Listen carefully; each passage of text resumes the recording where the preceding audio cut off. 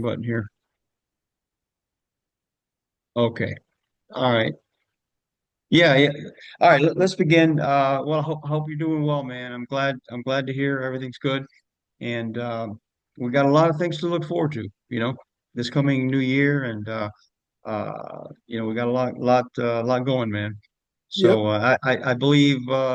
I believe things are going to be definitely improving. The time of year right now, I mean, I've been in the business for 40 years. And I've never had a December or the first part of January very active. Everybody's like you said, they're on vacation or they're traveling or they're doing something. You're doing something. Yep, yep. But anyway, first let me begin by saying what we're going to cover today. We're gonna go over tapping, most self-employed the self-employed market, which we often say that the self-employed market is an undeserved, uh, you know, undeserved buyer, a purchaser, because a lot of times they don't qualify for Fannie Mae, FHA, or conventional agency loans. But we can get them into either a DSCR loan or an investment type program. But anyway, the interesting thing before I begin the presentation, Mario, is that when you compare, I just did a comparison of a DSCR loan, okay, which you're familiar with a DSCR loan, correct? Well, yeah, on the from our point of view, Yeah, yeah. our D, yeah, our DSCR loans are your NOI, your NOI being greater than your principal and interest. Correct. It's a ratio. Basically, they divide your monthly rent. It's very simple. Divide your Oh, monthly rent divided by your PITI, and that will give you your ratio. All right. A good example of that is let's say your monthly rent is three gross, thousand dollars. your gross monthly rent, right? Yeah, gross monthly. Let's say your gross monthly is 3,000, right? And let's Hmm. say your PITI, principal, interest, tax, and insurance, is 2,500. Okay. The ratio, the DSCR ratio, the debt service coverage ratio there would be 1.2. You follow me? And if if it's 3,000 and gross rental income, monthly income, and 3,000 is what you're going to PITI, then you got a 1.0 ratio. Yeah, that's how the way they figure it. Okay, now some lenders that I'm going to show you here will be willing to go down as low as 0.75 on the DSCR. Okay. So in other words, you don't necessarily have to be cash flowing. Right. So that's interesting. Okay. Yeah, Because it is. a lot of loans don't fall into the 1.0 ratio because of taxes and insurance. Especially the way they are here in South Florida. They're Right, they're up the right. roof. They But also take into consideration HOA fees. of course, oh yeah, of course. Yep, yep, yep. That's yeah, that's part of it's part of the ratio. Yep. Hmm. All right, let me go to the next. All right. Give me 1 second here. Okay, there we go. All right, the introduction to non-QM. The whole reason behind this webinar that we're having is uh, is that we want to take the mystery out of the non-QM. Okay, we are familiar, with we're all familiar with FHA, conventional, Fannie Mae, Freddie Mac. All those loans are referred to as agency loans. Okay.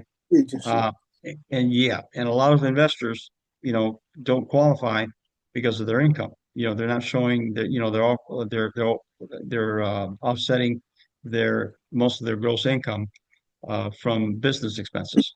So, and then this is the program that meets, the criteria. What do portfolio buyers look like? Uh, the market is changing. There's a large percentage right now of people that are self-employed, that have gig work, gig employment, Uber, 1099, you know, a lot of people, Airbnb income. That's what the market is trending to. Okay. And it's a big market out there. If we don't, tap onto that market, we're going to lose a lot of business.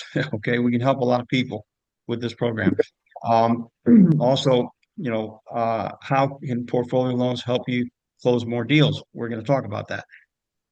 Also, um, where can you find these buyers?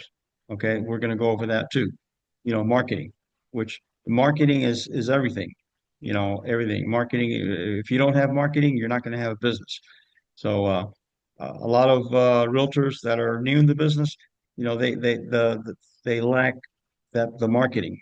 The marketing techniques that they have to do in order to get business. And we're going to go over also, what to do, what not to do, and best practices. Okay, 80% uh, of all the loans are conventional, and about between 70 and 80%. Another 20 to 30% are portfolio, non-traditional loans like QM. Okay, why does this matter? Well, um, you close just three more deals a year using portfolio products, and you can increase your commission significantly. I mean, you're looking at uh, three deals probably making you an extra 20 or $30,000. Okay, so what are these types of home buyers?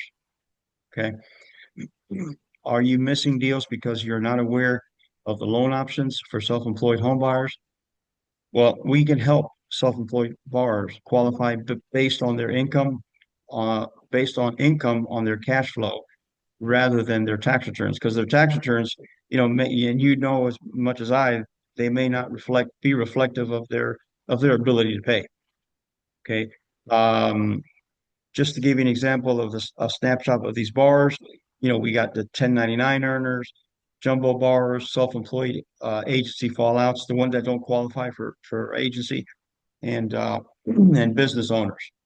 Okay, which those are the people that the buyers that we morally, most of the time work with. All right.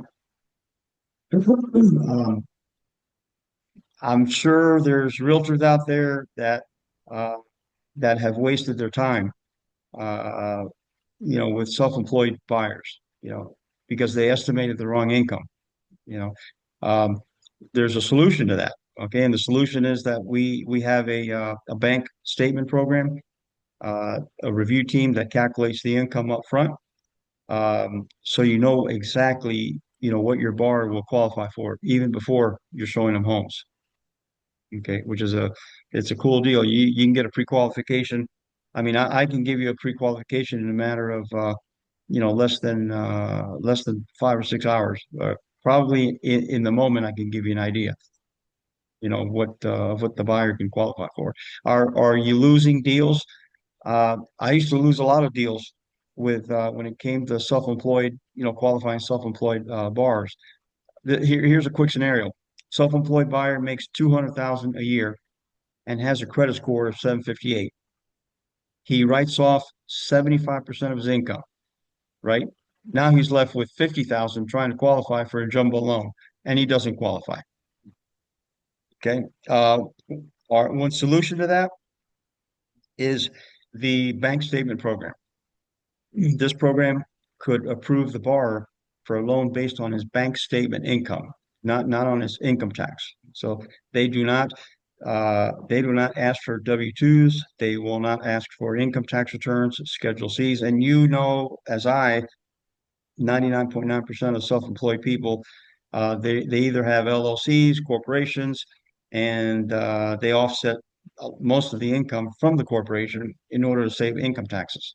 Which it's a legitimate thing if you have proof of your expenses, right? Um, anyway, the bottom line, man, is that your buyer gets the keys and seller will get their proceeds, and everybody will be happy, right? That's right. Um, yeah. Are you missing deals for home buyers that have a recent, life event, credit event? Uh, these are borrowers that have negative life events and credit events like forbearance, foreclosures, bankruptcies, divorce, short sale, loss of job, medical issues, et cetera, et cetera. Okay, which we're all familiar with those, I've had a lot of deals fall through because of having a foreclosure on your record. The agency people, Fannie, Freddie, they want to know that if you did have a short sale or foreclosure, they want to know that it's been at least 5 years since you had it. Where with some of these programs, you're looking at a 1 year to 2 years, seasoning period. Okay. Are you losing out on closing deals because buyers had a recent credit event? Like I just said a little while ago, if you have had a family turned down, let's say you had a family turned down, by two lenders due to foreclosure that occurred 2 years ago. Solution, we have a full doc program that allows the family to move into their home with only 1 year. They don't go back, on a foreclosure, 1 or 2 years, it's fine. Okay, or a short sale. They'll always ask for an explanation, of course, as to why the house went into foreclosure. Today we don't see too many foreclosures, so I wouldn't worry about that. You know, um, are you missing out on deals that because you think real estate investors won't qualify? Well, that's what happened to me. I was losing out a lot of deals on every time I heard of a buyer that was a real estate investor. I I as a realtor would tell myself mentally, "Oh, I'm wasting my time. I'm wasting my time with this buyer because I know that they're not going to qualify." So I would basically work with first time home buyers or buyers under Fannie Mae guidelines. But I lost a lot of business. I can't tell you how much business I lost. Before the non-QM world came into existence. These borrowers, they're individuals, with limited liability companies looking to acquire and hold rentals. Okay. That's a big part of, like I said before, a big part of the market. Are you losing out on closing deals because buyers are investors? Like I just said, uh, here you got a scenario where, you have an investor looking for a to purchase her 19th investment home. Her prior funding was very costly because it was hard money. She had to go with a hard money lender, and hard money are high rates and high fees. She was unable to qualify for a mortgage using her tax returns. Okay. Solution, after a rental analysis was completed on her investment property, she was able to qualify using the investor cash flow program, which is another term for the DSCR program. Okay. This investor was able to purchase her 19th home. And let me tell you, I had the same example. I have an investor that she lives in Paris and she owns like 10 properties here, in Miami-Dade and Broward County.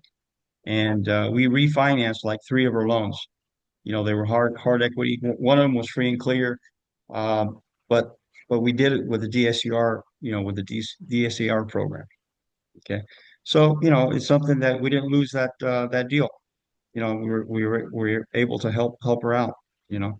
And the bottom line is getting the file to the closing and making sure that everybody is happy, that everybody has they have their closing, their funds, and everything, and the client is happy. The main thing is that the client is happy because you close on one of these loans and your client's not happy, you're not going to get any referrals. So bottom line is doing the good service for your borrower, and you're going to get referrals from that borrower, for sure. Are you losing out on closing deals because sellers aren't accepting your buyer's offers? In the market we were in 6 to 8 months ago, it's amazing how fast market changes, right?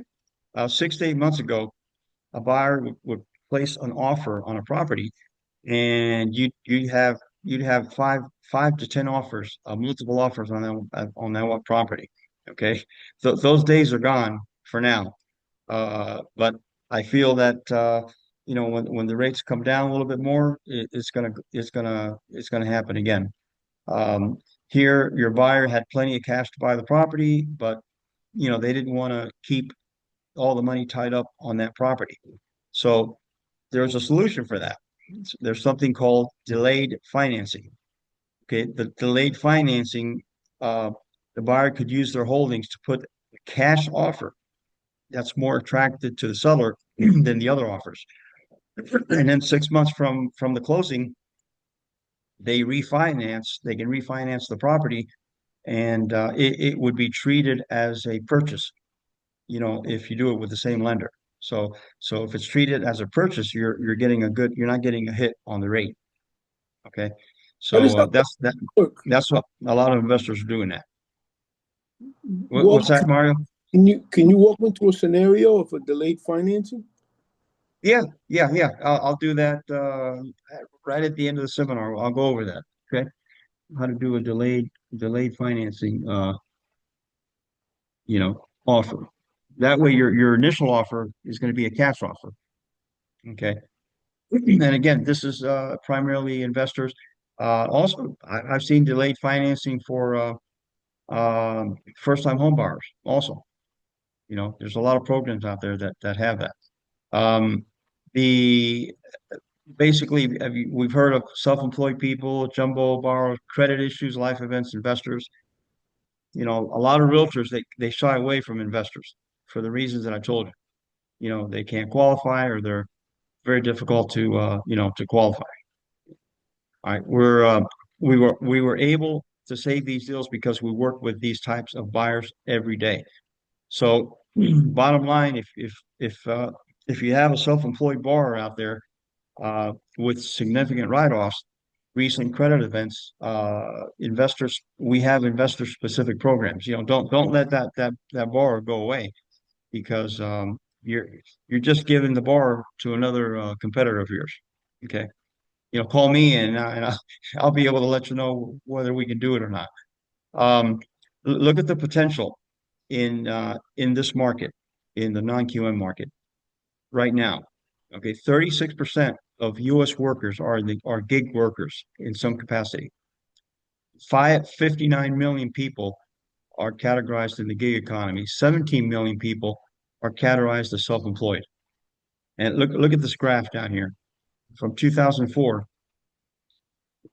Look how self-employment has increased. Look at that. Incredible. So it's becoming a strong market. And if you don't learn anything about it, you're going to be left behind. Kind of like artificial intelligence, AI. If you don't get familiar with AI in your business and marketing and everything, you're going to get left behind, you know.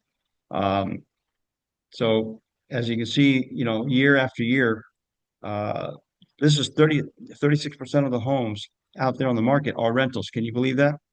Well, 36% are rentals. 10 to 11 million number of individual investors, landlords managing an average of 2 units each. Okay. So now, where can we find these types of bars? Okay. Well, we got social media. Uh, Revisit any turn downs that you may have.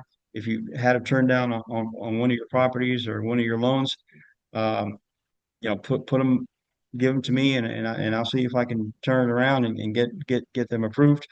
You know, um, Builders and developers are also excellent leads. Okay, now we have, Mario, um, construction ground up for developers, construction loans which are non-QM.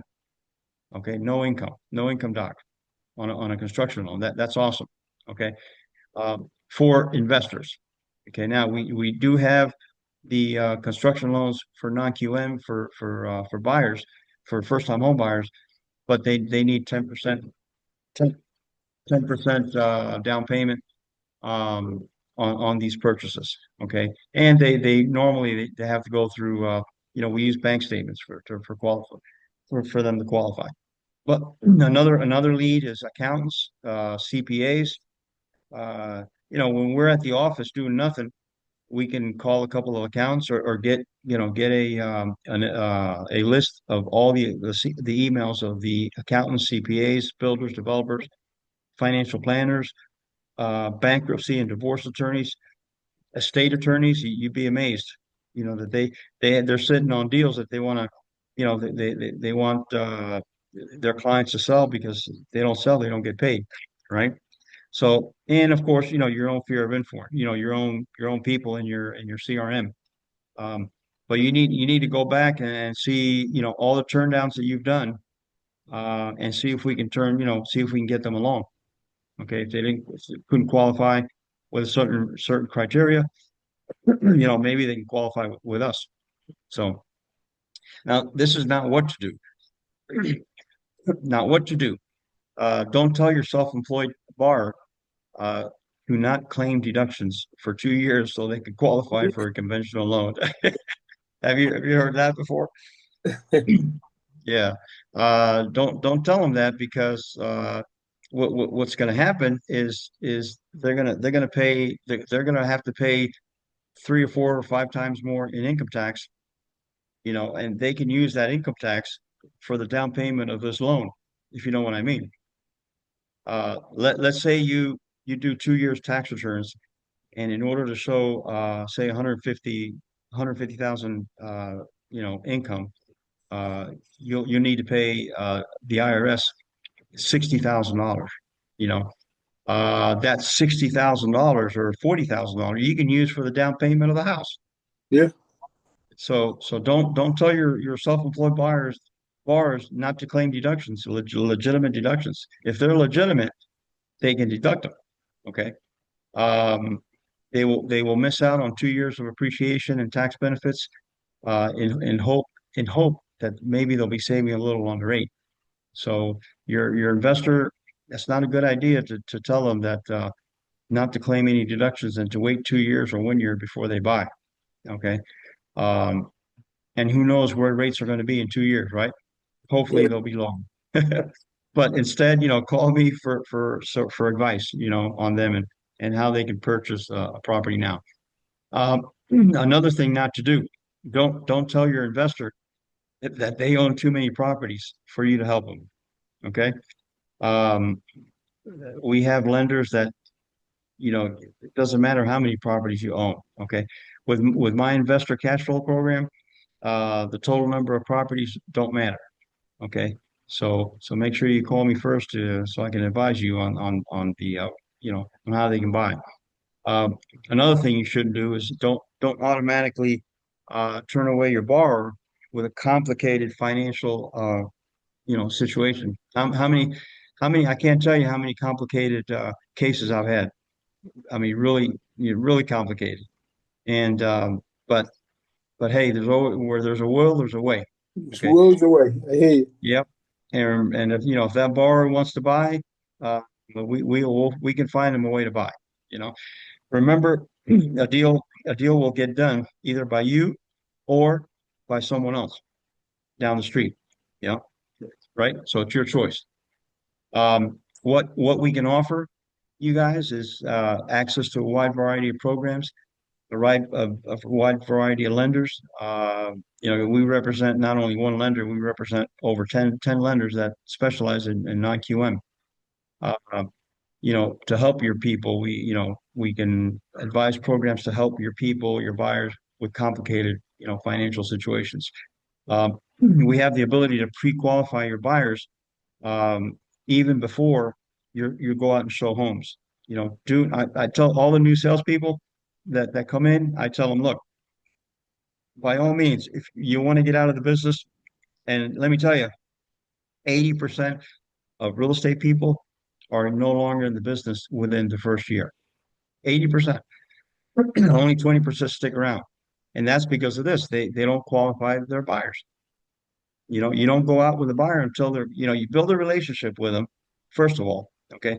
You don't act like you don't want to help them, but right before you start showing them property, you make sure that they've seen a lender, that they have a prequal letter.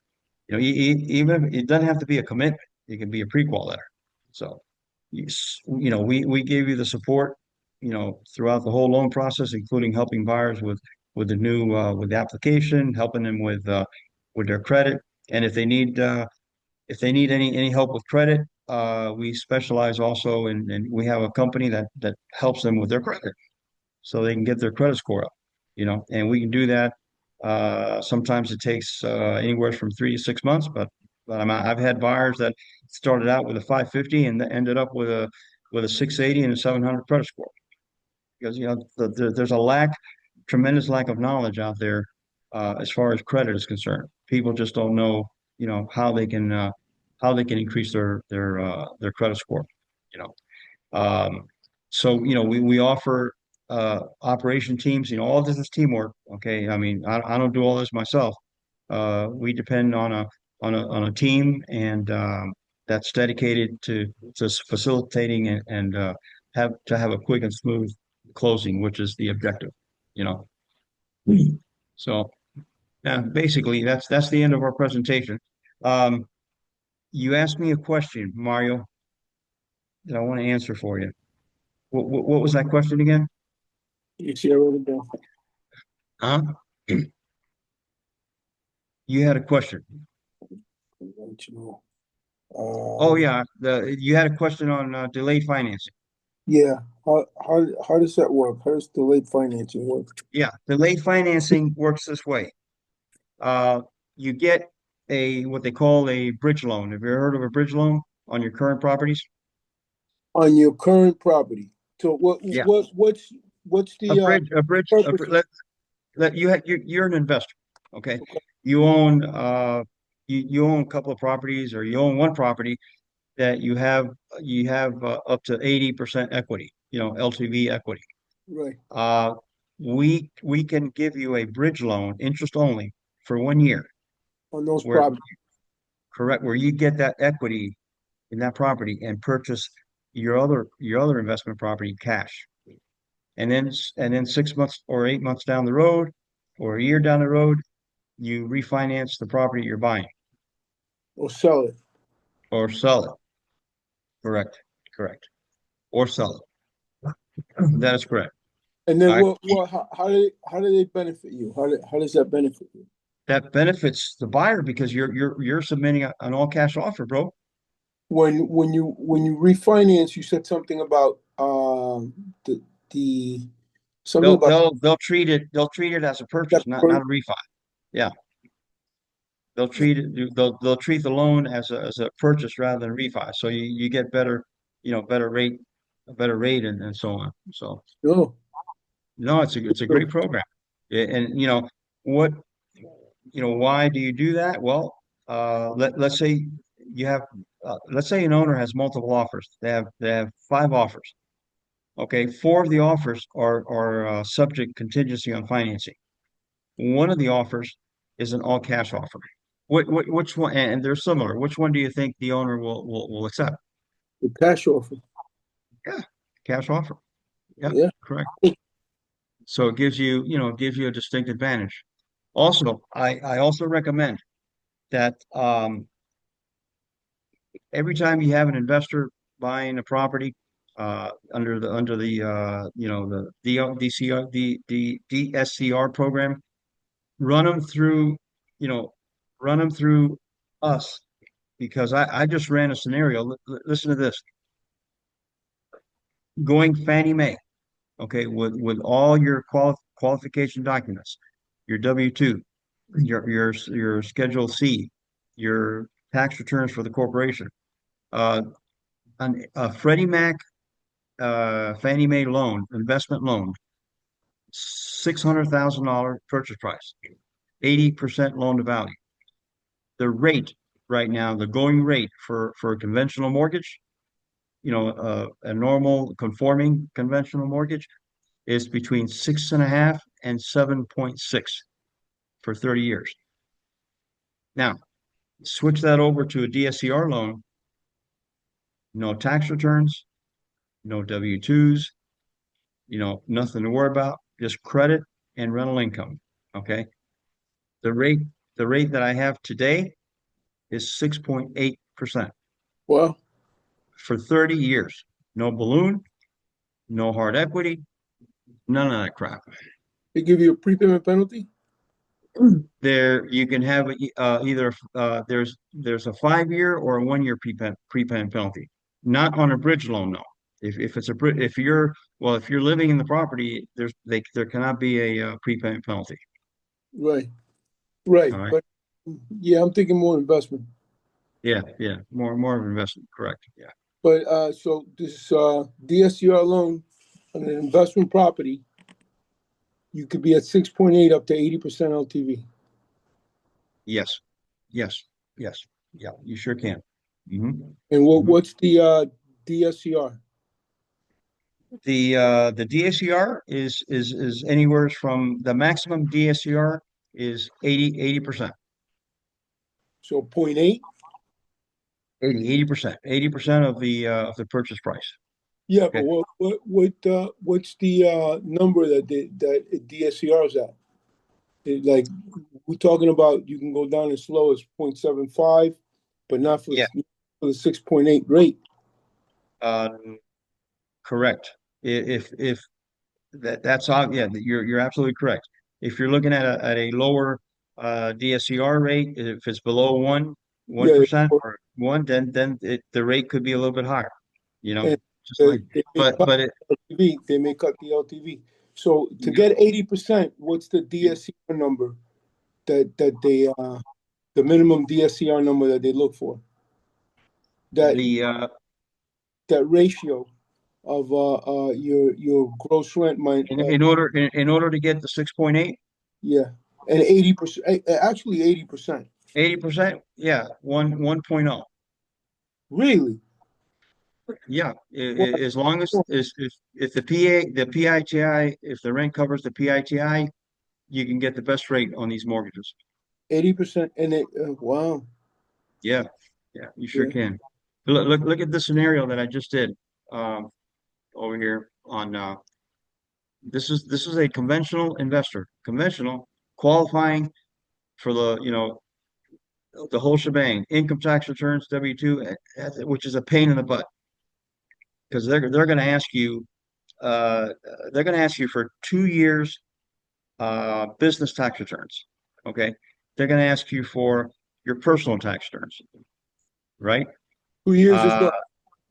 before the loan, and they rather than using your rental income solely to qualify, they'll use your income from your tax returns. And most self-employed people, as well as I, Yeah, they all their tax returns are usually very low.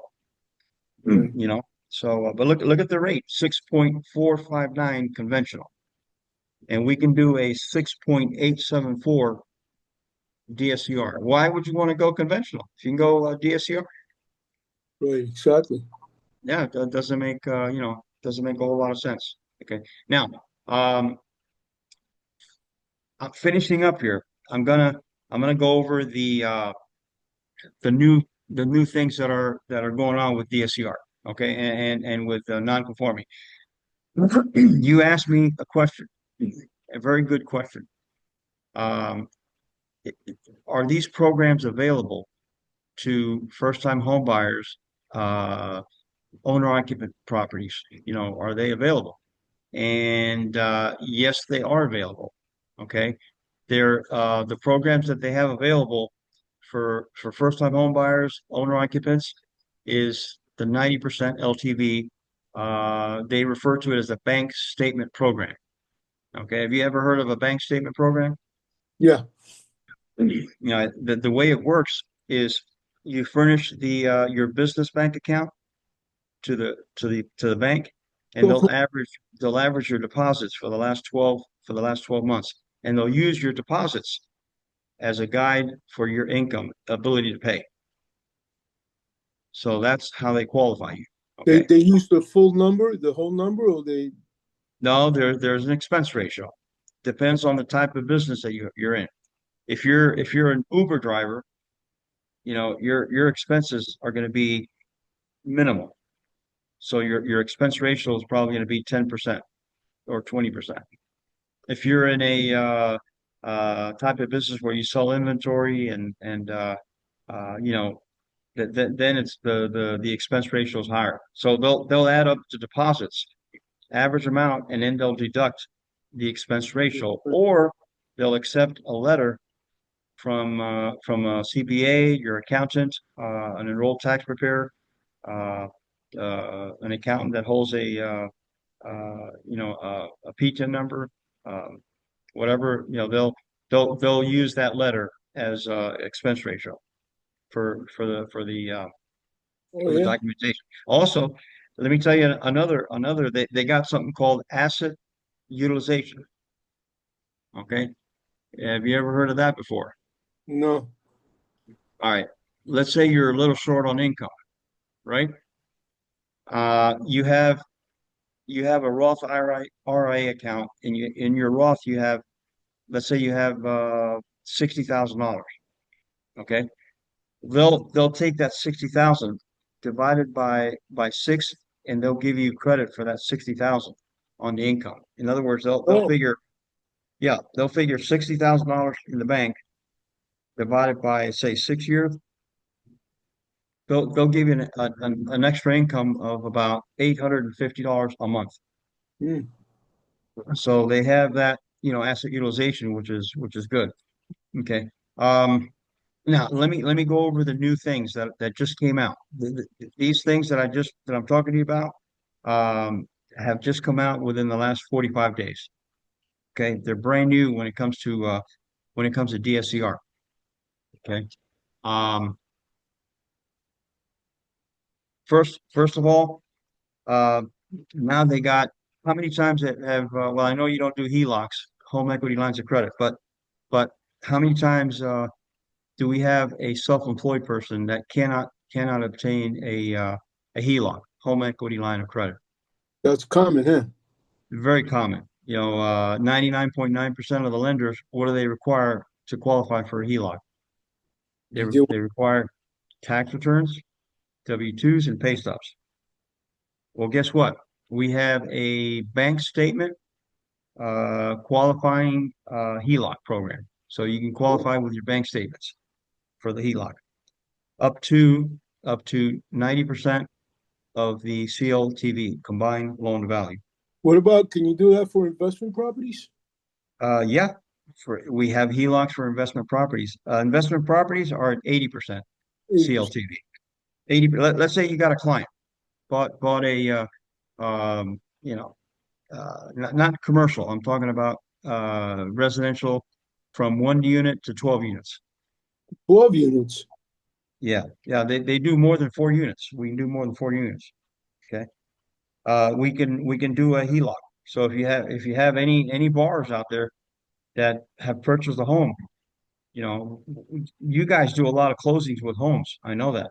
You ought to go back to all the people that have closed a loan with you guys and go back to them and say, hey, listen, I have a friend of mine that's offering a no qualifying HELOC program if they're self-employed, because your programs are specifically they're non-conforming. They're for self-employed people. Yeah, most of the people we get, some are Yeah. retired, some are W-2s, but we don't care. Yeah, yeah, exactly. That's what I'm saying.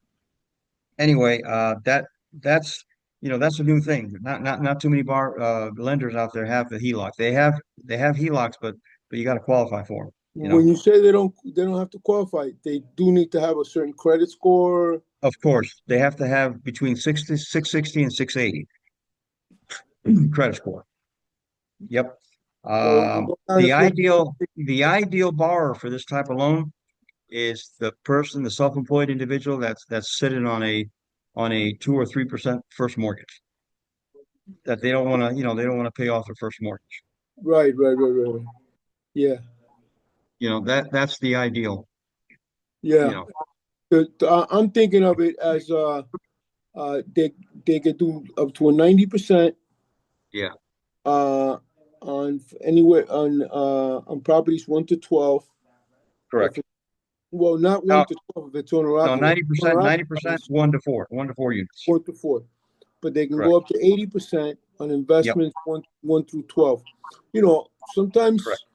Correct. sometimes I'm talking to people that they need a little bit more down payment, Yeah. and they Yeah. have investment properties, and they Well, have primary residence plus investment properties. we can do a HELOC with bank statements for them. Yeah. Okay.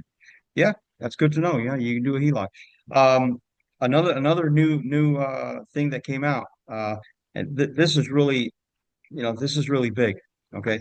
How many times does a lender want you to have 100% ownership of your business for the loan? But Yeah, most of the lenders, that's one of the questions they ask you on the 1003. How much do you own on the company? the So company. we have a program where as long as you're 25% ownership, you're good. You're good to go. Oh, okay, okay, and this is this is for what purpose? To be on title, to be the Uh, or yeah, let's say yeah, you're qualifying for self-employment for a bank statement loan, but you don't own 100% of the business. You right. you you you have to own at least 25% of the business. Okay, That's a bombshell, man. That's big. okay. I mean, that's a big deal. Okay.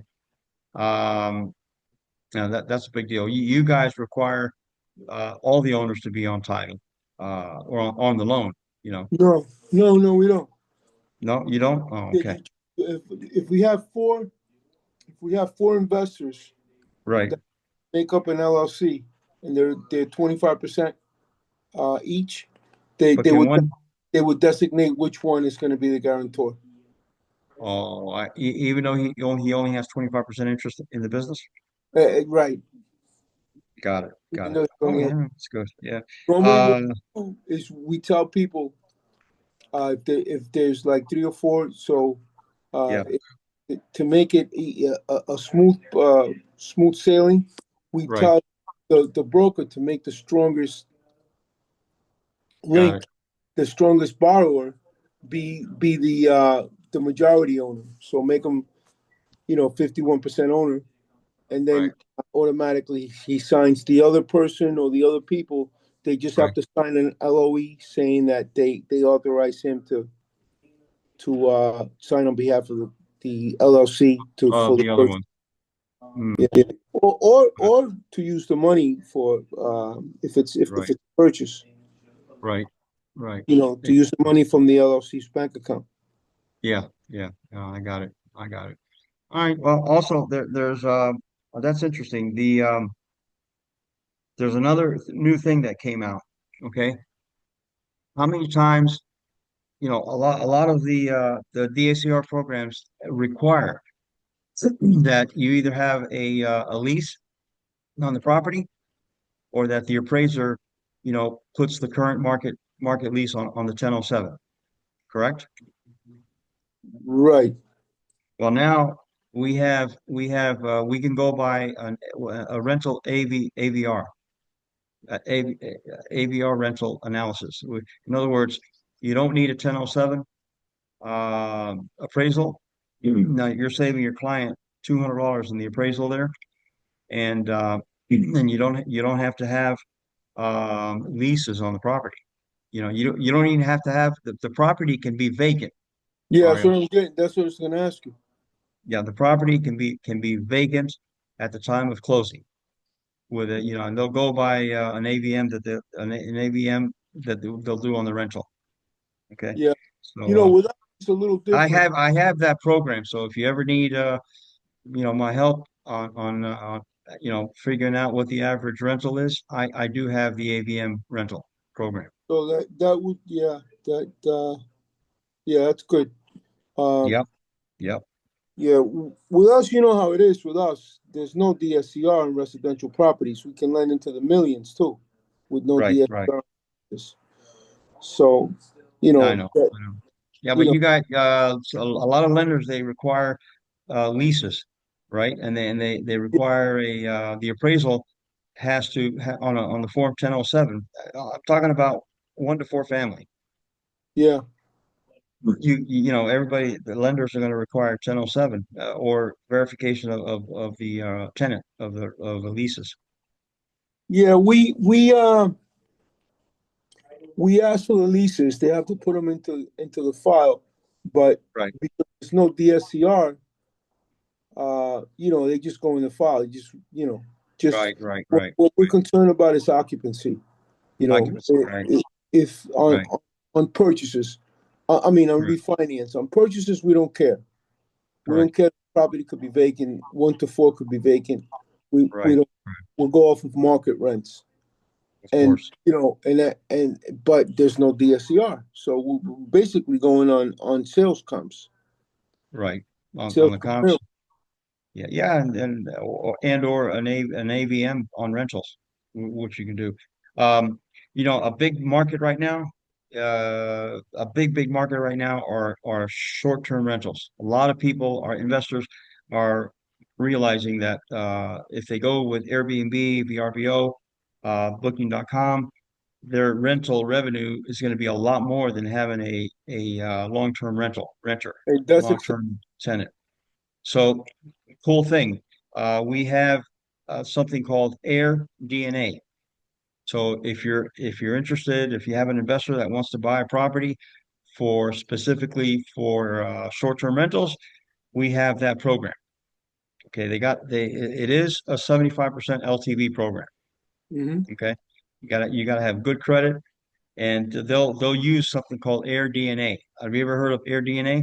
No, it sounds interesting. Air DNA. Yeah, yeah. You give me the address, I'll plug it in, and AirDNA will give you the rental, the average rental, yearly rental gross income on that property. No, this would be for a purchase. You use this for a purchase This would be for purchase investor, yeah, purchase or refi. or refi. If you're refining you know, if you're now let's say you got a client that has had a mortgage and their rate is 9% or 10%. We can reach out to them and get them maybe get them a 6.75% rate on the mortgage.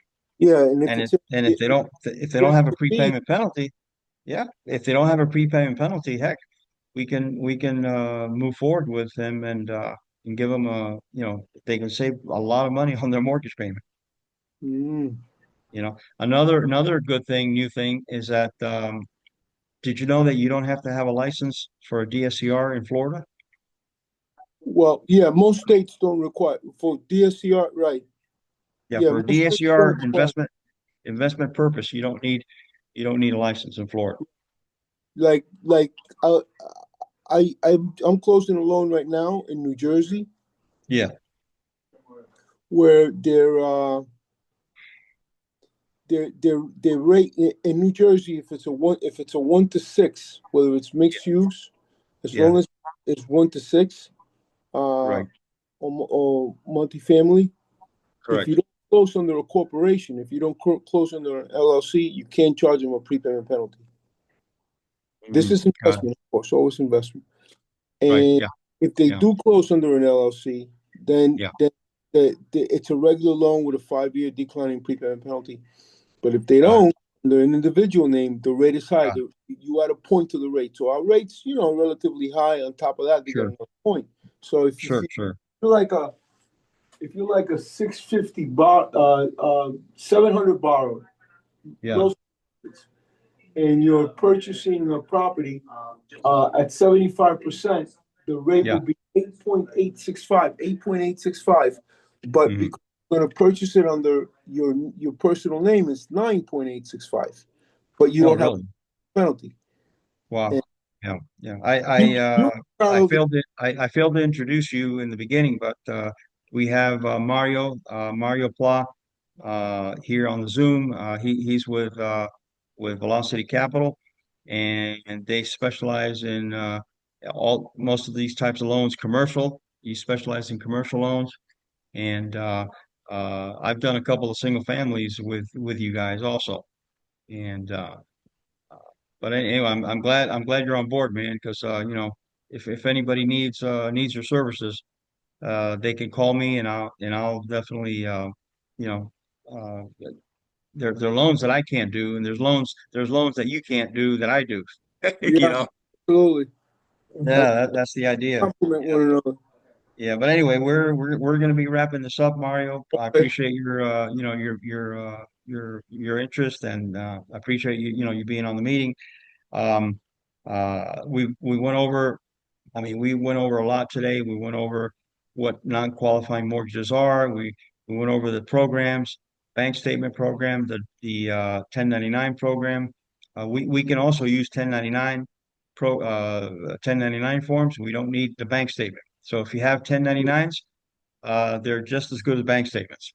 Good. Okay. Yeah. Most of the self-employed people that are on 1099, they want to buy a house. We will use their 1099. We don't need to ask them for their tax return.